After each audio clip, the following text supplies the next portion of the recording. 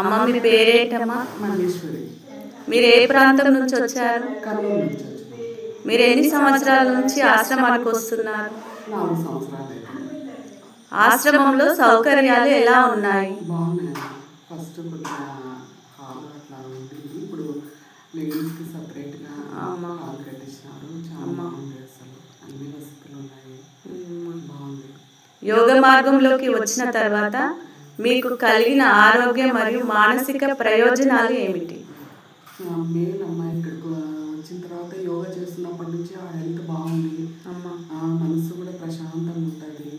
ఏ tensions వచ్చినా కూడా వస్తుంటాయి, ఇంకా ఎంతకనే అట్లే తొలగిపోతుంటాయి.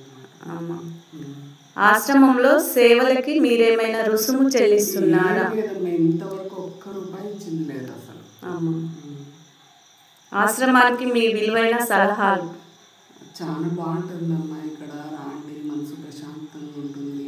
అసలు మన పుట్టింటికి వచ్చినట్లు ఉంటుంది. అసలు అమ్మగారి ఇంటికి వస్తే ఎంత బాగుంటుందో, ఎంత రిలీఫ్ ఉంటుందో అంత రిలీఫ్ ఉంటుంది. మా తమ్ముడిని, స్వామి గారిని చూస్తే మా తమ్ముడిని చూసినట్లు అనిపిస్తుంది. అసలు చాలా బాగుంటుంది.